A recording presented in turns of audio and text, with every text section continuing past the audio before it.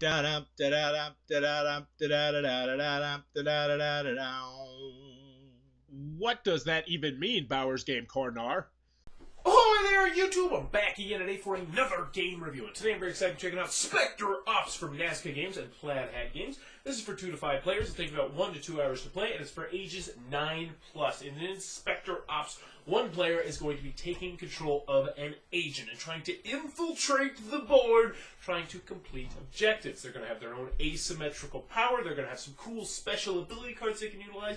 But on the flip side, everyone else is going to be playing as hunter, trying to hunt down that agent in this hidden movement game. It has a lot of twists, a lot of turns, especially if you play it at 5 players, because then it adds a traitor aspect into the game. But does it all work? Let's open it up and I'll tell you.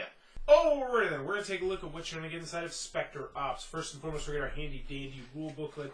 It's, 8 pages, double-sided, full color, full of pictures, illustrations, and examples. And it's very well done, except for the 5-player version of the game, which I wish had like a fact which would tell you a little bit more. But still, it's a surprisingly simple game for how complex it does feel, and for its length, honestly.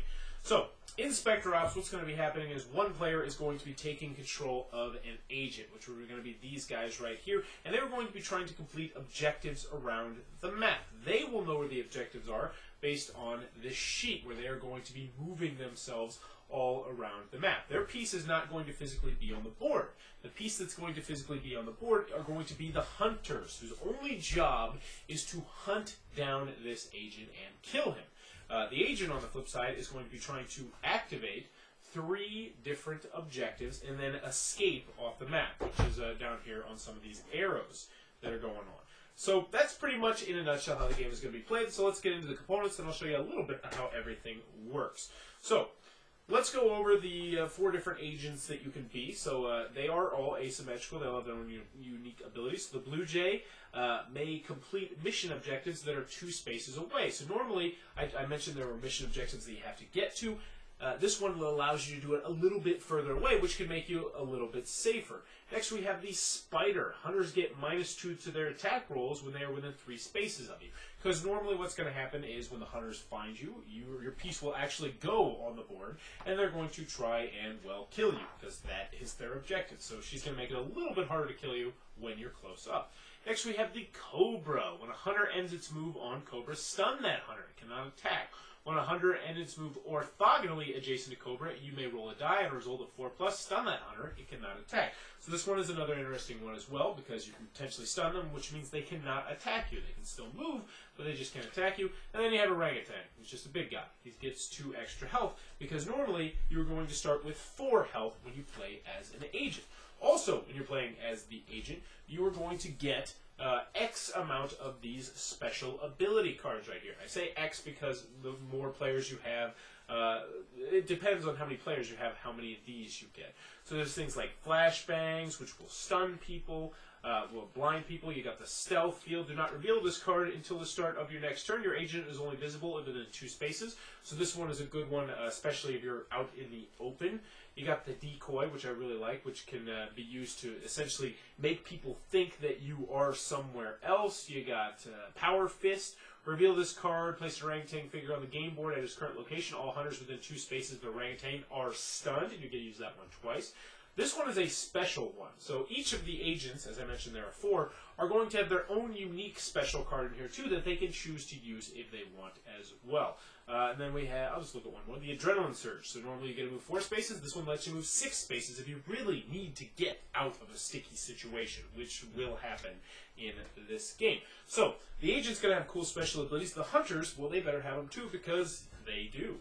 So we'll go over the 4 different types of hunters. The first one is the Puppet. There's going to be a car that you can potentially move around the board. It's very useful because, as you can see, this is a very large board.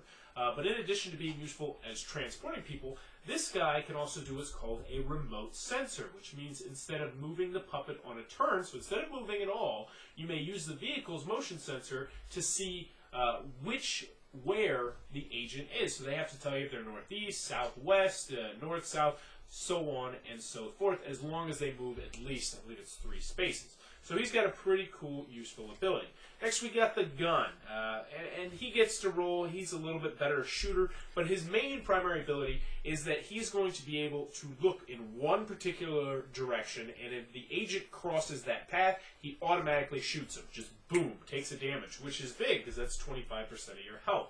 My personal favorite is the Beast. What he does is he can go up to 5 spaces, which is great, so he can cover a lot of ground. But if he decides to go 3 spaces instead, he can do what's called a sniff, which means he can smell for the agent in a 4x4 area, which, let me tell you, is a really big freaking area.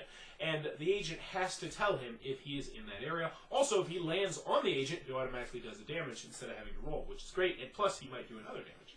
And then last but not least, we have the Prophet. And the Prophet has -2 to his die roll, so he's not going to be very good at attacking the agent. But what he does make up for him is called precognition and postcognition. So postcognition means that the agent has to tell you that they are going to activate something the turn before they do it. Because as I mentioned, in order to win the game, you have to activate, I think it's X amount of things, 3 things, and then get out. This one, he has to tell you the turn before when he's doing that. Also, he can tell. He can use his special ability to make it so the agent tells the hunters where he was 2 turns ago, which is incredibly useful. So we got our 4 special abilities. They all have their own little unique miniature. Unfortunately, my wolf is kind of lopsided and he doesn't stand up, so I replaced him with the nice little sheriff of Nottingham. And they're going to be moving all around the board trying to find the guy. There's also a whole bunch of tokens going on here because people might be throwing smoke grenades. Last seen, because when an agent gets seen by somebody, they have to place the token on where they were last, so that way they can try and figure out the useful information. But the typical turn is going to go something like this. The agent is going to move first, and they're going to write down their path on this board. So they start here, and then they're going to go here. And I like to personally draw a line where I'm going. And they're going to move around the board and potentially use one of their cards, one of their special ability cards, if they have one. Once they're done, they say, done. And then the hunters are all going to decide together what they want to do. When they first start, they're going to start up here, and they're going to work their way down. They're working together. There's no particular turn order, but they can use their special ability, or they can just move. And then every time a hunter moves, the agent needs to say clear, or you see me, or clear, or you see me. Because if they see you, then you can take a shot at them. And how that works is, the amount of spaces you are away from them, you have to roll that number, but 6 are exploding. It's a little bit difficult to explain, but really it is very simple. If you're close to them, you have a higher percentage chance of hitting them. If you're far away, then you have a lower percentage chance of hitting them. And then once he's cleared and everybody's taking their turn, the hunter is going to, or the agent is going to rinse, wash, and repeat, and try to activate all 3 of the things and escape from the exits before the end of the game.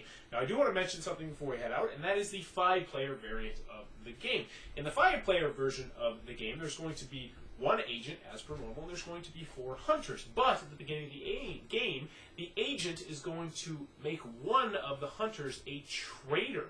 So he will know who the traitor is. And how that works is you can essentially lie about when that traitor sees you or his special abilities, all sorts of interesting wrinkles in that. And I'll talk more about that in the pros and the cons. But that, in a nutshell, is how Specter Ops is played. Oh, great dokery. Specter Ops from Plaid Hat Games. What are my final thoughts? Go to the pros. Let's go over the cons. First, on the con side, the game is not going to be fair for everybody. And I'm going to be very blunt about this. This game is absolutely freaking outstanding at 4 and 5 players, and 2 and 3 players pales in comparison. 2 and 3 players is not a bad game, and it's nice that you have that option. But I just want to tell you that it's way better at 4 and 5, at least in my personal opinion. It's just a little bit more exciting, I thought. I thought it was a little bit more tense. And I feel like it's almost a little bit more well-balanced, but honestly, I'm not the right person to tell you that, because I haven't played, 50, 60 games of it. So, moving also on the con side, I want more in the game. Now, this is a good con. So, I'm happy with the number of agents in the game. There's 4 agents. They have all pretty useful special abilities that come into play, and that's nice. But I want more hunters, because if you're playing a 4 or 5 player game, if you're playing a 5-player game, you are going to use all of the hunters. There's only 4 hunters in the game. Now, I understand these have to be incredibly well balanced, which they are right now. But I want more variety. I think that this game is outstanding. I'm gonna cut to the chase in a little bit and tell you that you should get this game if you play 4 and 5 players. Just no brainer. But I feel like it's really just going to get bumped up an extra little bit when you get more of the hunters. Because, and that's another thing. I feel like some of the hunters' abilities are just more fun. Not more balanced or better, but they're more fun. Take, for instance, the gun. The gun is able to look across and essentially lock down a path. So if the agent crosses that path, he will shoot him immediately, no questions asked. It's a very useful ability, but it's not a very fun ability, because what will happen sometimes is you'll say, all right, the gun needs to look this way, and the gun will look that way, and then you'll get to the next turn. You'll be like, there's nothing really I can do useful, guys, so I'm just going to keep looking this way, which means your entire turn you did nothing except stand in one place. Same with the puppet. The puppet has the remote sensor where he can use the car to figure out where on the board the agent is, which is incredibly useful. But if you do that, that's your entire turn. Same with the prophet. You'll find yourself, once every 3 to 5 turns doing this, the prophet's ability, which is to see where the agent was 2 turns ago, which is very useful once again, but your entire turn is just, yeah, I'll see where you were 2 turns ago. Which is great for other people, but for you, it's like, eh. Now, the Beast, on the other hand, is awesome. I always play as the Beast because he has really cool special abilities. He can run super fast, and if he goes super slow, then he can smell people. And if he jumps on people, he automatically does damage. I'm just saying, I want more hunters that are a little bit more fun to play with. Not saying these aren't fun. Oh, man, this sounds bad. All of them are enjoyable and well-balanced and powerful and great, but the Beast is clearly the funnest. I would love one that was a little bit like an agent, maybe a little bit weaker special powers, but also had some cards they could use. I think that would be fantastic. I think that'd be a really cool idea, but hey, I'm just throwing stuff out there. But let's get back onto the cons. One little con is the miniature. One of my miniatures was lopsided, so I doubt that's a routine thing, but it is something that I wanted to mention. Another thing is there can be some analysis paralysis with this game, and that definitely is present with the hunters, because you're going to know sometimes, like, okay, he could be 6 spaces from here, it could be 4 spaces, let's see, you can go here, here, here, here, here, here, you go this way, oh, and he just sniffs, so he's going to be either here to there, so maybe he's over here, and that can tend to stretch out, especially if you have people who are tend to analysis paralysis. Another problem that I have with the hunters is there can run into an alpha gamer problem. This can be very prevalent, and you have to make sure you nip this in the bud with this game, because all the hunters kind of work together. They can take their turn in whatever order they see fit, and what can happen will be someone will say, all right, you need to kind of look that way, and then you need to go do this, and then you need to do the motion sense. And one person can take everyone's turn, which is not fun for the other people. So just something that I did want to mention, that this game can be prone to that. Any other cons I have with the game? Oh, trader aspect of the game. The rules are not the best. The rules are good. It's a really good rule book, except when it comes to the 5-player version of the game, because there's just certain questions that you have that I felt like weren't answered. Like, what happens if you motion sense and there's 2? What happens if you sniff and there's 2? And what happens if this happens and that happens? All sorts of different stuff like that. Not the sniff necessarily, but the motion sensor and the two turns ago thing. There's just little things that do not detract from words. Let's go back to the pros, because I really want to talk about the pros. I'm done talking about the cons, because as I mentioned, 2 and 3 players is not bad, but it's not fantastic. 4 and 5 is fantastic. This might be one of my favorite 5-player games of all time, period. It is that good. So, Specter Ops, I'm just going to start talking about what I love about this game. Not what I like, what I love about this game. So, I love it at 4 players, but I love it even more at 5 players, because you get the trader aspect. Because it's already an incredibly tense game at 4 players, with people using their special abilities and cards and all that sort of stuff. But with 5 players, it adds just this whole unique twist where the agent gets to pick out. Yes, they get to pick who they want to be the trader to help them out. And they have to decide when is the right time to reveal. But the other interesting thing is, if you're working hand in hand with the trader, and the trader, say, sees you or something, you don't have to mention that he saw you. His special abilities might not work with you. And it's really interesting, because when someone uses their special ability on you, you can lie about it, and it will be it's very powerful, and it's very fun, and then it becomes this crazy game of cat and mouse. The one thing that I did want to mention about the trader aspect that is a little bit anticlimactic is I feel like it's a little bit better to reveal early on that you're the trader and just have two agents out there completing objectives, but still, it's a lot of fun to kind of string along the team and just get this crazy sense of tension between everybody trying to figure out who the bad guy is. So Trader, I'm done talking about the Trader. It's fantastic. It's a lot of fun. What else do I like? I love playing as the agent. It's just so tense, and especially when people are close to you and somebody's just like 2 spaces away, and you're like, oh my god, don't go this way, don't go this way, don't go this way.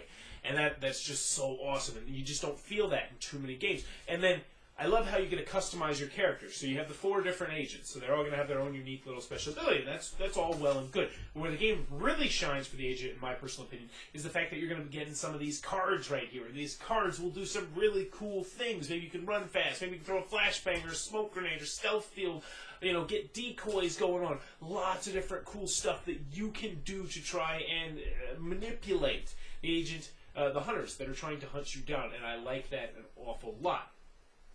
One thing I also like is that playing as the agent versus playing as the hunter feels drastically different. It's a completely different game depending on which side of the table you are sitting on. Components are nice, rule booklet aside from the 5-player version is nice, and overall, Specter Ops is an absolutely outstanding game. I'm not going to slap a Bowers Best seal on it though, but it's very, very close just because 2 and 3 players it was a little bit lackluster for me, but maybe with an expansion, I think this thing could get bumped into the 9s. Still, if you play 4 and 5 player games, Specter Ops is almost a must own. Fantastic game, highly recommended. Emerson Matsuki is a fantastic game designer. I can't wait to see what he comes out with next. If you enjoyed this review, please be sure to click on the subscribe button down below in the comments below. Let me know if you were a top secret agent, what would be your favorite spy gadget to have. For me personally, I would love to have a laser pen. Not like, like the kind that you can, trick cats with, but like an actual laser where you could I guess I want a lightsaber. Yeah, I want a lightsaber. I don't think that's a spy toy, but that's what I want. I want a lightsaber. But let me know in the comments below, what spy toy would you like to have? And as always, thanks for your time, YouTube.